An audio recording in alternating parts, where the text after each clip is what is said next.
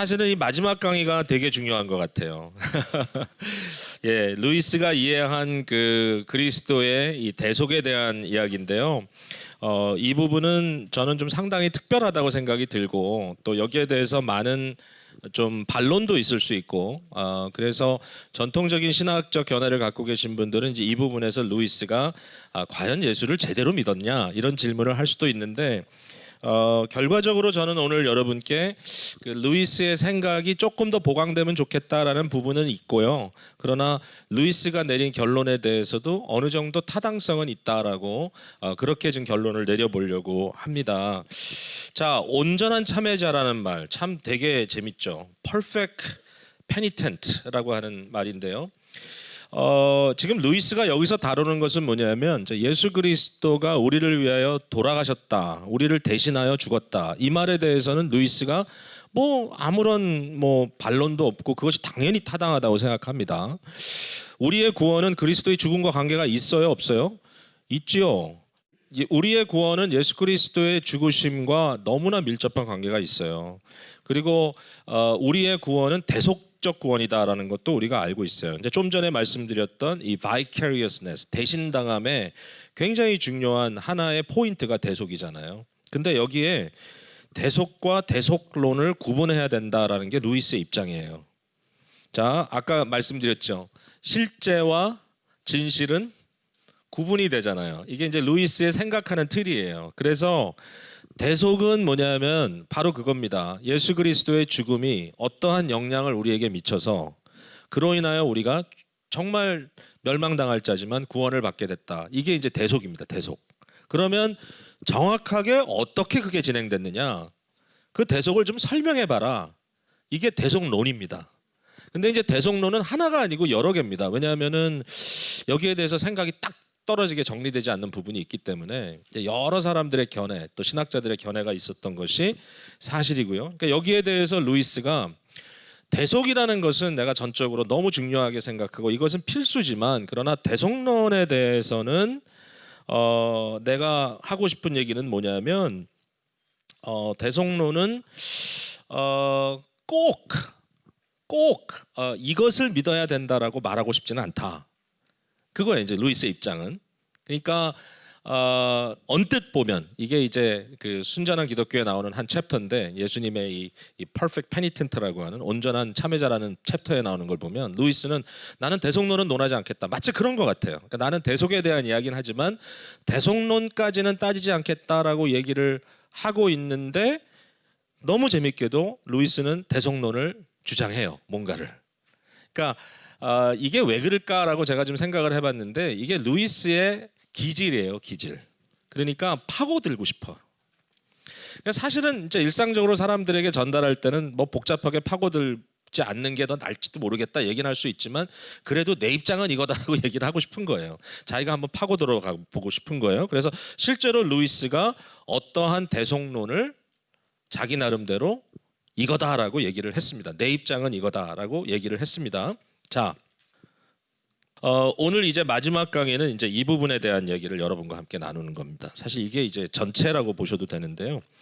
일상적으로 대속론은요, 다음과 같은 대속론들이 있어요. 첫 번째는 형벌적 대속론입니다. 그러니까 다시 말해서 예수 그리스도가 우리를 대신해서 어떠한 형벌을 받아주셨다는 거죠. 자, 이 부분에 대해서 루이스는 굉장히 불편하다고 생각합니다. 자, 이게 좀 저도 불편한 거예요. 자, 제가 설명을 좀 해드릴게요. 그러니까 루이스는 자기가 불신자였을 때 내가 받아야 될 형벌을 예수님이 대신 받았기 때문에 내가 구원을 받았다라고 하는 이론이 참 자기한테는 그게 합리적이 아니라고 생각했다는 거예요.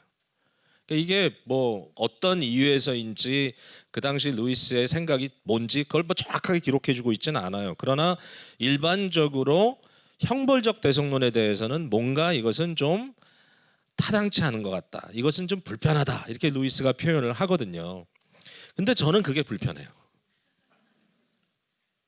왜냐하면 그 성경을 사실은 예수님의 십자가 사건만 놓고 볼 수는 없잖아요. 사실 십자가 사건의 의미를 성경 전체를 놓고 봐야 되는 거잖아요.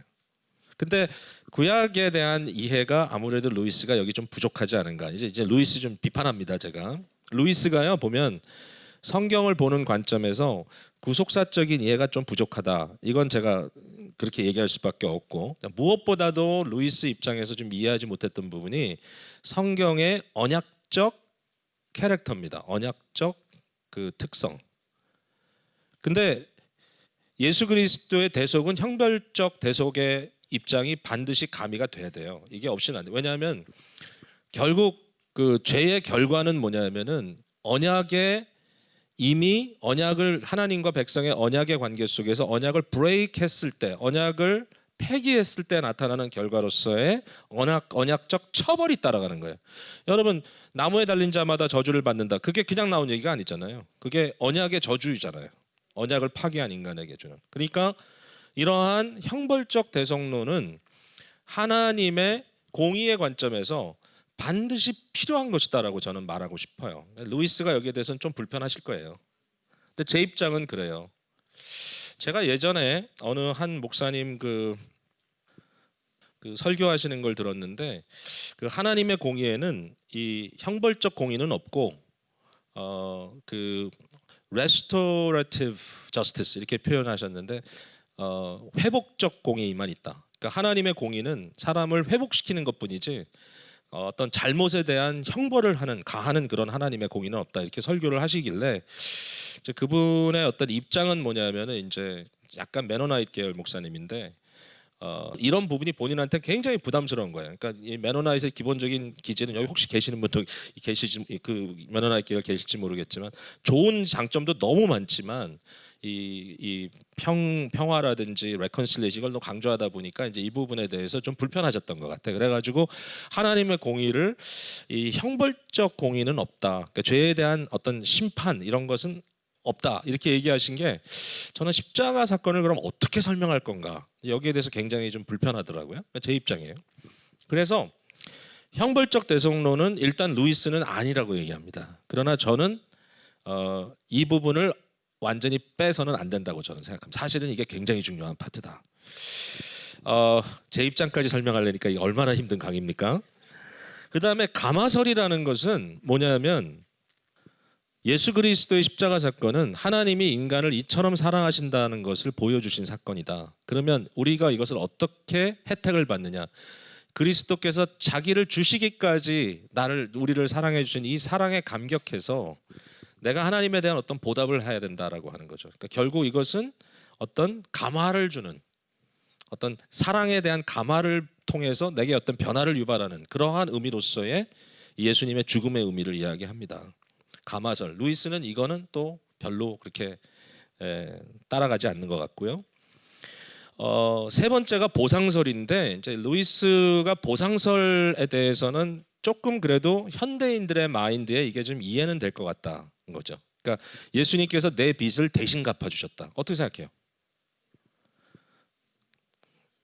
예? 예, 뭐 정확하게 지금 듣진 못했는데 뭐 괜찮다는 얘기신 것 같아요. 그러니까 예수님이 나의 어떤 빚을 대신 갚아주셨다. 예? 그죠? 이런 얘기 많이 들었죠. 법정입니다. 법정에서 그 어떤 벌금을 내야 되는데 내가 벌금을 낼 능력이 없기 때문에 누가 대신 그 벌금을 갚아줬기 때문에 내가 이제 해결을 받다. 이게 랜섬입니다. 대신 사준 건데, 이제 랜섬 티어리, 이 보상설의 심각한 문제는 뭐냐면 누구한테 보상하냐는 거예요. 내 죄에 대한 이 문제, 내 빚을 누구한테 빚진 겁니까, 제가? 그러니까 이제 보상설에 상당히 많은 이제 생각이 뭐냐면 결국은 그 사탄에게 보상하는 거죠. 그러면 우리를 구원하기 위해서 하나님께서 사탄에게 벌금을 지불하고 우리를 구원한다는 게 그게 말이 됩니까? 이게 좀 애매하잖아요, 이 부분이. 그래서 보상설의 문제는 뭐냐면 그 부분이 해결이 좀 안 돼. 많은 사람들의 생각에 C.S. 루이스가 대표적으로 이 하나의 대속적인 사건을 기록해준 나니아 연대기에 나오는 아슬란의 죽음 사건 있지 않습니까, 여러분? 나니아 연대기 읽어보셨어요?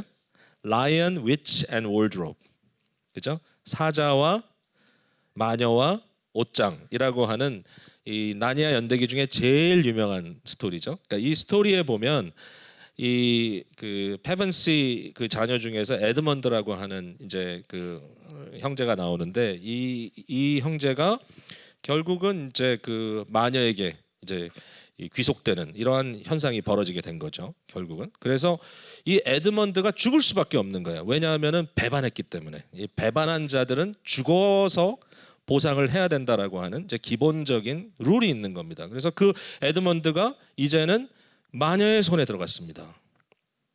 그래서 이 에드먼드를 그럼 어떻게 하느냐? 에드먼드가 죽도록 남겨두느냐? 결국 포인트는 뭐냐면 아슬란이 에드먼드를 대신해서 죽어주는 겁니다. 그러니까 언뜻 보면 결국은 그 마녀의 손에다가 이 아슬란이 자기의 생명을 결국 그에게 담보로 이렇게 준 게 아닌가? 결국 이 위치에게 준 게 아닌가? 근데 이 라이언 위치나 월드롭 제가 이걸 좀 잘 설명을 하기는 조금 역부족인 것 같은데요. 한번 그냥 대강 한번 설명해 볼게요. 이 부분에 대해서 제가 봤을 때는 루이스가 고민을 한 흔적이 많이 보여요. 거기에. 이게 일반적인 보상론은 아니고 좀 수정된 보상론이에요. 그래서 거기에 보면 아슬란이 그 대신 죽어주는 그 장면에서 단순히 마녀에게 무언가를 보상으로 주는 그런 의미가 아니고요. 거기에 더 큰 어떠한 규율이 있다는 것을 계속해서 얘기하고 있어요. 더 큰 규율이 있어요. 거기에. 그러니까 마녀만 만족시킬 수 있는 게 아니고 심지어는 마녀가 모르는 규율이 있어요. 그 규율을 누가 쥐고 있느냐 하면은 Emperor Beyond the Sea, 저 큰 대를 건너 저기 계시는 대왕, 그러니까 이제 하나님에 대한 얘기죠. 예, 성부 하나님 뭐 이렇게 얘기할 수도 있겠고요. 그 대왕의 어떤 여기 보니까 거기 보면 뭐라고 썼냐면 그 아주 그 비밀스러운 secret한 incantation 어떤 주문이 있었다는 거죠. 그 주문은 뭐냐면 결과적으로 어떠한 사람을 대신해서 무고한 사람이 자기 생명을 대신 주었을 때 그 무고한 사람의 죽음이 일어날 때 무고한 죽음을 통하여 일어나는 결과는 뭐냐면 죽음이 거꾸로 일하기 시작한다. 그때 무슨 현상이 일어나느냐? 그 바쳤던 제단의 돌판이 깨지면서 거기에 죽음이 거꾸로 일하기 시작한다.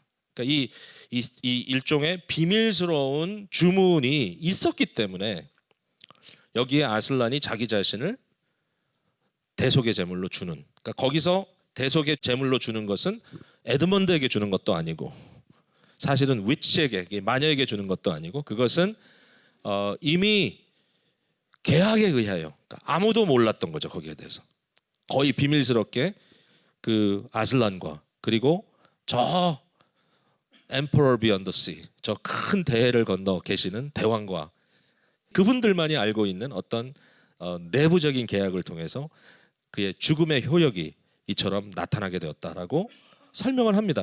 저는 이 부분이 굉장히 재밌어요. 왜냐하면은 우리 좀 전통적인 신학에서 이것도 조금 어떻게 보면 보편적인 건 아니고요. 이제 상당히 좀 그 개약 신학, 이 언약 신학에 대해서 굉장히 관심이 많은 분들이 이 부분에 대해서 이제 그 좀 그 말씀하는 건데 사실은 성부와 성자 사이에 만세전에 구원의 언약이 있었다라고 이제 하는 거거든요. 이걸 이제 에베소서 1장을 근거로 해서 많이 얘기를 하는데 어떻게 이 루이스가 마치 그런 부분을 끌어내는 것 같은 그런 한 그 입장을 취하면서 라이언 위치 앤 더 월드롭에 나오는 아슬란의 그 대속 사건을 설명하고 있다 이겁니다. 자, 거기까지만 하고요. 사실 여기에 중요한 것은 대속적 참회론입니다. 대속적 참회론. 이제 루이스가 형벌적 대속론은 아닌 것 같다. 가마설도 뭐 그렇고 보상설도 뭔가 여기 좀 부족함이 있다면 나는 대속적 참회론을 내가 생각하는 가장 적합한 대속론으로 제시하고 싶다라고 이제 이렇게 얘기를 하는 거예요. 대속적 참회론은 그럼 뭔가? 루이스가 선택한 대속에 대한 설명인데요. 죄인은 하나님을 거부하고 스스로 자기 왕국을 세워보려고 하는데 결국 그는 반란군이고 그의 인생은 망가져 버린 거죠. 그가 돌아올 수 있는 길은 완전한 항복입니다. surrender. 완전한 항복인데 이것이 바로 참된 회개의 의미가 되는 겁니다. 회개의 대표적인 그림은 자신에 대하여 죽는 것이다. dying to self라고 이제 루이스가 말하고 있고요. 아마 앞서 우리 이 목사님도 강의에서 이걸 잠깐 언급하셨지만 그러나 죄인은 온전한 회개를 할 능력이 없다라는 것입니다. 진정한 항복, 온전히 자기 자신을 항복하여 하나님께 돌아가는 이 행위, 이것이 회개라면 이 회개는 죄인이 할 수가 없다. 왜냐하면 죄의 의미 자체가 자기중심성이다. 죄인의 가장 심각한 심텀은 자기중심성이고 자기사랑인데 죄인이 스스로 선택하여 자기에 대하여 죽고 하나님께 항복하는 것은 사실상 불가능하다. 죄 문제를 해결을 해야 되는데 결국 대속은 죄 문제 해결하는 거잖아요. 그러니까 죄 문제를 해결하기 위하여 해결되지 않은 죄를 극복할 수 있다? 그건 안 되는 거죠. 그러니까 결국 죄 때문에 죄를 해결할 수 없는 거죠. 죄 때문에 죄를 해결할 수 없고 그렇다면은 누가 회개를 할 수 있느냐? 회개를 할 수 있는 분은 오직 온전한 사람뿐이다. 온전한 사람만이 온전한 회개를 할 수가 있다라는 거죠. 하나님이 회개를 하신다? 할 수 없잖아요. 하나님 무슨 회개를 하세요? 그러니까 그러나 하나님의 온전하심이 없다면 하나님과 같은 어떤 완벽성, perfection, 이 perfect란 말이 여기 나오죠. 그러니까 완벽함이 없다면 그러한 회개는 우리를 구원할 수 있는가? 완전하지 않은, 그러니까 한 반 정도 오는 것 같고 우리가 구원받았다고 할 수 있는가? 안 되는 거죠. 죽는 건데 어떻게 반만 죽어요? 예, 완전히 죽어야 되는데. 그러니까 이러한 이제 딜레마가 있는 겁니다. 여기서 이것이 너무너무 어렵다. 그러므로 성육신의 기적은 뭐냐면 하나님께서 회개할 수 있는 인간으로 이 땅에 오신 것이다 라고 얘기합니다. 동시에 그는 온전하신 분이기 때문에 온전한 회개가 가능하다. 이제 이렇게 얘기를 하는 것이죠. 그러니까 우리가 어떻게 그럼 대속에 참여하느냐? 이건 뭐냐면 예수 그리스도께서 우리를 대신하여 회개를 이루신. 그 루이스가 생각할 때 회개는 뭐냐면 예수 그리스도의 십자가의 죽음을 그가 회개라고, 회개의 가장 그 클라이맥스라고 보는 거죠. 자기 항복, 온전한 죽음. 그러니까 이것이 그리스도의 회개라면 이 회개에 우리가 믿음으로 참여함으로 결국 그리스도께 참여함으로 인하여 그리스도의 회개 속에 내가 들어가서 그 회개를 함께 경험하는. 그러나 이것은 절대로 제가 주도할 수 있는, 저와 여러분이 주도할 수 있는 것이 아니고 그리스도의 주도 속에 내가 딸려 들어가는. 그러니까 마치 그리스도가 머리고 우리가 몸이라면 이런 표현이 가능하겠죠. 머리이신 그분이 가시기 때문에 우리가 거기에 합류해서 따라가는 이러한 방법밖에는 없다. 그래서 그리스도의 죽으심 속에 우리가 참여해서 이 팔적 배신이 굉장히 중요하죠. 그래서 우리가 그리스도와 함께 죽고 그리스도와 함께 사는 것이 성경이 말하고 있는 대속의 의미가 아니겠는가. 일반적으로 이제 많은 분들은 이 대속의 개념과 이런 자아에 대해서 죽고 하나님께 항복하고 이런 것을 좀 구분해서 생각을 하죠. 그러니까 대속은 뭔가 대신 나의 어떤 죄에 대한 형벌을 페이해 주는 거고, 이러한 자아에 대한 죽음과 그 다음에 하나님을 향하여 사는 것은 일종의 성화의 과정이다. 이제 이렇게 생각을 한다면, 성화는 우리가 변화돼서 이렇게 하나님을 닮아가는, 그리스도를 닮아가는 과정이다고 생각한다면, 그런 입장에서 봤을 때는 루이스는 사실은 어떤 이렇게 표현할 수 있을까요? 칭의라는 교리보다는 성화의 교리 쪽에 많이 치우쳐 있다라고 볼 수도 있어요. 그게 제가 봤을 때 아주 틀린 말은 아니라고 생각해요. 강조점이 어디에 있느냐라고 한다면, 그래서 그런 이제 의미에서 이제 루이스가 말하고 있는데, 재밌는 건 뭐냐면, 그럼 이런 루이스의 대속론의 배경에 무엇이 있느냐? 그러니까 루이스가요, 이런 그 온전한 참회자라고 하는 대속론을 얘기하는데 자기가 이것을 어디서 배웠다라는 얘기를 안 해요. 그러니까 이걸 표절로 봐야 되나요? 그러니까 루이스가 표절을 했다. 그것도 참. 근데 이제 루이스의 글들을 보면 대부분 인용구가 없어요. 인용 밑에 저기 레퍼런스가, 왜냐하면 많은 것을 그 암기했던 것을 그대로 써내는 것 같아요. 그러니까 루이스가 암기력이 대단해요, 사실은. 그래서 바울 사도 같죠, 뭐. 그러니까 구약 성경을 그대로 풀어내잖아요, 계속해서. 어떨 때는 약간 단어가 좀 틀리기도 하고, 그러나 그 안에서 자기가 하고자 하는 말을 녹아내잖아요. 그러니까 사실 루이스는 약간 그런 식으로 글을 쓴 건 사실이거든요. 루이스가 얼마나 그 기억력이 좋았냐면은 자기가 학생들 가르칠 때 이렇게 튜터를 할 때, 그러니까 이제 개인 학습하는 거죠. 그러니까 방에서 같이 모여서 공부하다가 그 지루하면 게임을 한 거죠. 예, 여러분 오늘 좀 힘드셨지만 잘 참으셨어요. 근데 지루하면 게임을 할 때 어떻게 하냐면 학생이 하나 일어나서 루이스 서재에 들어와 있으니까 루이스 서재에 있는 책 중에 하나를 딱 꺼내가지고 아무데나 펴가지고 한 부분을 읽기 시작합니다. 그러면 루이스가 가만히 듣다가 스탑, 그리고 그 다음 구절을 그대로 암기한 것을 인용합니다. 근데 그때 이제 그 루이스 at the breakfast table이라고, 그러니까 결국 루이스의 직접 이런 튜러를 받았던 사람들의 그 증언들을 기록한 책이 있는데, 거기 보면 제가 지금 말씀드린 게 거짓말이 아니래요. 그러니까 그 정도로 한 번 들은 것, 한 번 읽은 것은 잊어버리지 않는다. 제가 루이스를 좀 이렇게 존중하면서도 이제 마음에 그 너무 뛰어난 사람에 대한 얘기를 들으면 좀 밉잖아요. 그러니까 좀 미워지는 부분이 이제 그런 게 하나의 부분이. 저는 기억력이 굉장히 안 좋아요. 예, 그리고 뭐 아까 말씀드렸던 10살이 되었을 때 뭐 신라권에 독후감을 썼다. 무슨 말도 안 되는 얘기냐. 예. 루이스가 언어에 굉장히 탁월했습니다. 루이스가 14살이 됐을 때 헬라어로 이제 고전을 읽기 시작했거든요. 근데 이런 얘기를 또 남겨요. 일기를 썼어요. 근데 이제 남긴 데 보면 뭐라고 써 있냐면, 이거 저기 나오네요. Surprised by Joy. 예, 거기 나오는 얘기입니다.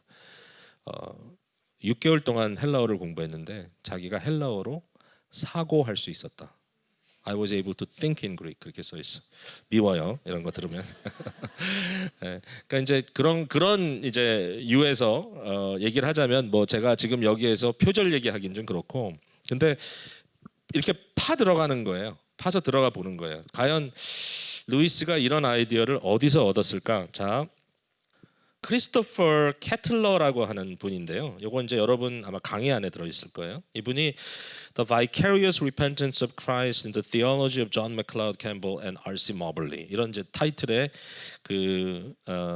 이 글을 하나 써가지고 이 Scottish Journal of Theology라고 하는 그 간행물에다가 실었습니다. 이거 제가 이걸 이제 발견하고 너무 행복했는데요. 왜냐하면 굉장히 좀 그 귀한 자료였기 때문에 여기에 대한 얘기가 너무 없어가지고. 근데 보니까 실제로 이 존 맥클라우드 캠블은 스코틀랜드 목사님인데 약간 이제 이분에 대해서 그 정통에서 좀 빗나갔다는 생각들을 많이 하셨던 것 같아요, 그 당시에. 근데 이분이 On the Nature of Atonement, 그러니까 대속의 성격, nature, 뭐 이런 걸 가지고 이제 1867년도에 발표한 글인데, 이게 뭐냐면 이분이 저나단 에드월즈를 이제 인용을 합니다. 저나단 에드월즈는 이제 여러분 아시다시피 18세기죠. 18세기 그 미국의 대표적인 신학자죠. 근데 그분이 두 가지의 대속론을 가지고 고민을 했다라는 거예요. 그 대속론이 하나는 아까 말씀드렸던 형벌적 대속론, 그리고 또 하나는 이 대신 회개하는 substitutionary atonement라고 하는 repentance라고 하는 대신 회개하는 대속론, 이 두 가지를 갖고 있었는데 저나단 에드월즈는 두 번째가 타당하지 않고 첫 번째가 타당하다는 결론을 내렸다는 거예요. 아주 전통적인 이제 신학자라고 볼 수 있으니까, 물론 뭐 굉장히 크리에이티브하기도 하지만.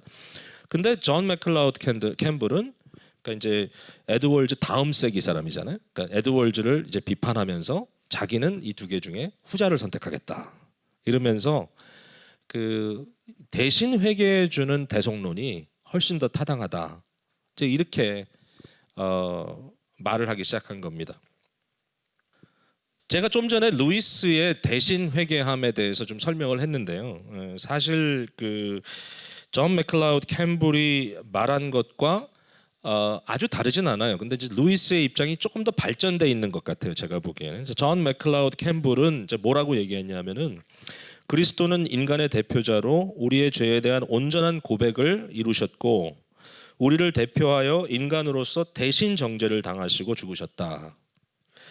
인간에게 전적으로 필요한 것은 온전한 회개인데 인간은 전적으로 그 회개를 할 능력이 없다. 그리스도는 죄 없으신 분임에도 불구하고 인간을 대신하여 죄에 대한 온전한 회개, 온전한 애통, 온전한 뉘우침을 이루어내셨다. 여기에 중요한 것은 온전한 애통, 온전한 뉘우침입니다. 그러니까 실제로 말 그대로 예수님의 회개를 그는 예수님이 애통하셨던 것으로, 예수님이 인간의 죄를 위하여 대신 아파했던 걸로 이렇게 이제 설명을 해내는 겁니다. 자, 그 다음에 이제 나오는 사람이 R.C. 모벌리라고 하는 사람인데 이제 이분은 이제 벌써 20세기로 넘어왔잖아요. 1919년에 Atonement and Personality라고 하는 이런 글을 통해서 존 맥클라우드 캠블의 기본적인 주장을 그대로 받아들이고요. 그리고 나서 거기에다가 이제 무엇을 더하냐 하면은 이제 이 인간성의 문제에 대해서 얘기를 합니다. 그래서 진정한 인간성의 총체적 수용자가 그리스도고 다른 인간들은 다른 사람들은 이 그리스도의 총체적인 인간성에 참여할 수 있는 능력이 있기 때문에 결국은 자발적으로 여기에 참여한다. 이제 이런 그 이야기를 했는데 이 가능성을 열어줬다. 진정한 회개의 가능성을 인간들에게. 왜? 그리스도가 인간성의 총체적인 수용자로서 모든 인간들을 대신 이렇게 수용한 그분께서 회개를 이루셨기 때문에 결국 그 인간성에 참여할 수 있는 모든 인간들에게 회개할 수 있는 가능성을 열어주셨다. 그러니까 조금 다르죠. 뉘앙스가 좀 다른데 그러나 비슷한 맥락에서 이 대신 회개함에 대한 이론을 발전시켜 나갔던 거죠. 제가 모벌리에 대한 얘기를 하는 것은 뭐냐면 아까 말씀드렸던 이 캐럴러라고 하는 사람이 이 사람을 인용하고 있고 그 다음에 시대적으로 맞는 거죠.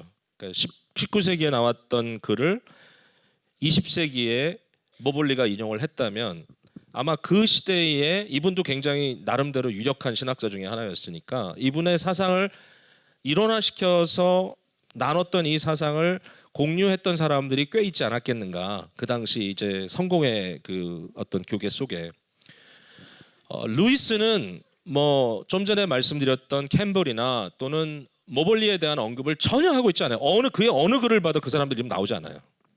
그러니까 언급하고 있지 않으니까 그러면 루이스가 만약에 그분들의 책을 읽었고 그분들을 통하여 이 중요한 주제를 만약에 그게 배웠다면 분명히 거기에 대해서 언급을 했을 텐데 언급을 안 한 걸 보면 이와 같은 사상이 나름대로 그 시대에 성공회의 강단을 통해서 그냥 자연스럽게 좀 펼쳐져 있지 않았을까. 루이스는 정말 평신도답게 교회를 열심히 출석했어요. 그 루이스 집 옆에 있는 그 교회를 제가 이제 가봤는데요. 루이스가 직접 그 다녔던 교회를 루이스가 앉았던 자리까지 마크가 돼 있어요. 거기 가 보면. 그래서 이제 열심히 이제 예배 가고 이렇게 성공의 교인으로서 그리고 말씀을 경청했겠죠. 그리고 또 비판도 하고 속으로. 그렇지만 굉장히 그 어떤 질서를 존중했던 분인 것 같아요. 루이스는 보니까 굉장히 고전적이기도 하고 그런 면에서. 그래서 분명히 이런 어떤 강단을 통해서 루이스에게 전달된 부분이 있었을 것이다. 근데 루이스의 방향에 우리가 한 가지 더 이제 의미를 좀 둔다면, 자, 루이스는 그리스도의 죽음에 포커스를 하고 있어요. 예, 그러니까 존 맥클라우드 캠블은 그의 뭐 애통과 백성들을 대신해서 애통하고 이 회개하는 어떤 그런 좀 그런 부분을 강조했다면, 루이스는 그리스도의 죽음 자체가 가지고 있는 회개적 의미를 굉장히 강조하고 있어요.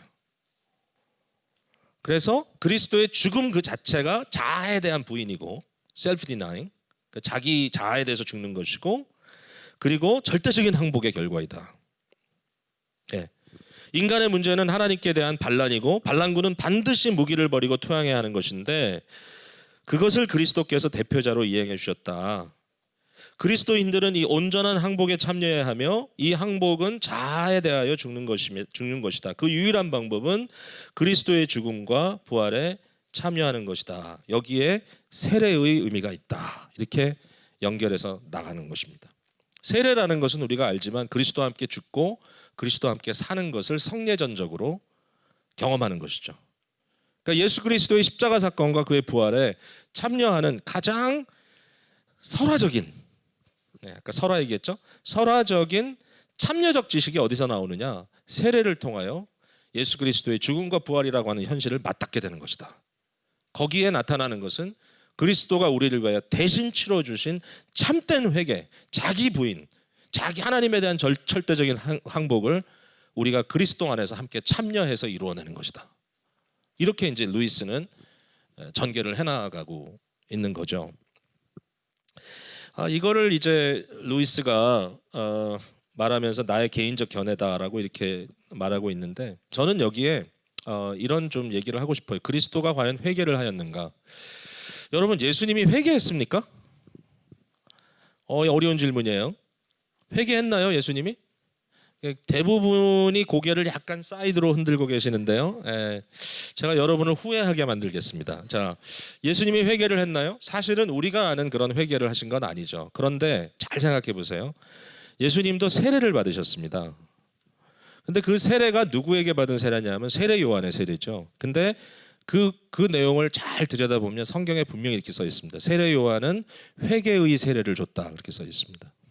자, 예수님이 세례 요한에게 가서 나에게 세례를 좀 주라 그랬더니 세례 요한이 이 주여, 내가 도리어 당신에게 세례를 받아야 되는데 어찌 내가 당신에 감히 세례를 주겠습니까? 이거는 이제 직역이 아니라 약간 의역입니다. 거기에 대해서 예수님께서 뭐라고 답하십니까? 모든 의를 이루기 위하여 허락하라. 그러니까 예수 그리스도께서 이 세상에 오셔서 하셨던 일들 가운데 굉장히 중요한 것은 뭐냐면, 우리가 구원의 여정 속에 이루어야 될 모든 스텝을 예수님이 먼저 다 가셨어요. 이게 사실 굉장히 중요한 신학적인 한 리플렉션인데요. 이런 거예요. 그리스도가 다 이루신 것을 우리가 구원 역사라고 불러요. 이걸 이제 라틴어로 히스토리아 살루터스라고 되어 있는데, 이 예수 그리스도가 이루어 주신 구원 역사를 우리가 경험하는 구원의 서정으로, 그러니까 구원이 우리 속에 어떤 순서로 임하는지 이걸 통해서 경험합니다. 근데 이것을 적용하는 분은 성령님이에요. 그러니까 역사적인 사건으로서 그리스도가 이루어 주신 구원 사건들을 우리의 실존적인 삶 속에다가 연결시켜 주는 것은 성령님께서 하시는 거예요. 그죠? 근데 이 구원의 서정에 여러 가지 내용이 있습니다. 이 내용이 뭐냐면, 구원에 우리가 어떻게 구원을 받느냐, 하나님의 성령의 소명이 있고요. 그 다음에 우리 안에 새로운 생명이 태동하는 중생이 있고요. 그 다음에 회심이 있습니다. 회심이라는 것 속에는 아까도 얘기했지만 회개와 믿음이라는 요소가 들어갑니다. 그죠? 그 다음에 양자됨이 있습니다. 칭의가 있습니다. 성화가 있습니다. 영화가 있습니다. 뭐 이렇게 쭉 나가 있어요. 그러니까 이 모든 것들 하나하나 따져보면 예수 그리스도께서 다 우리를 대신해서 그 스텝을 다 가셨어요. 그러면 회개도 가셨는가? 가신 거예요. 어떤 의미로 가셨냐면요, 예수님께서 세례 요한에게 회개 세례를 받으셨잖아요. 그리고 예수님께서 하시는 말씀이 제자들과 대화 속에 내가 받아야 될 세례가 있다, 그렇게 얘기합니다. 그 세례가 뭐죠? 십자가 사건입니다. 내가 그 세례를 받아야 한다. 그러니까 결국은 이렇게 연결을 해보면 예수 그리스도께서 십자가를 지심으로써 죄에 대한 문제를 해결하는 그 과정을 겪으셨는데, 한편 이것을 그리스도의 구원 역사의 입장에서 우리가 설명한다면 그리스도가 우리를 대신하여 회개의 과정도 가주셨다. 그것만 한 건 아니에요. 다 하셨어요. 회개도 해주셨다, 그리스도께서. 결국 우리의 믿음이라는 것은 성령님께서 우리 안에 믿음을 주심으로써 예수 그리스도가 하신 모든 것이 결국 나의 것이다 라고 받아들이는 것, 이것이 구원의 경험입니다. 그렇잖아요. 이것은 절대로 이상한 게 아닙니다. 이건 아주 보편적인 신학적 논리입니다. 이 구원론에 있어서 굉장히 중요한 건데, 자, 이런 부분에 있어서는 제가 루이스가 말하는 이 repentance, 이 예수 그리스도의 회개에 대한 개념이 이것만 갖고 얘기하기에는 부족하지만, 아까도 말씀드렸지만 형벌적 대속론도 반드시 저는 필요하다고 생각합니다. 그러나 한 면에서 그리스도의 이 죽으심을 설명할 때 그가 우리를 대신하여 회개하실 필요가 없는 분이지만 회개를 이루어 내셨다라고 해도 타당하다라고 하는 그런 생각을 제가 여러분과 함께 나누고 싶어요. 이만큼의 결론을 좀 내리고 싶다라는 것이고요. 여러분, 그 강의 안에 있는 마지막 그 닫는 말이 있죠. 거기에 루이스의 복음적 초청, 새 사람이 된다는 것을 마음에 가지고 루이스는 우리에게 이렇게 설교를 하는 겁니다. 너를 포기하라. 그리하면 너의 진정한 자아를 찾을 것이다. 너의 생명을 버리라. 그러면 너의 생명을 구할 것이다. 죽음 앞에 복종하라.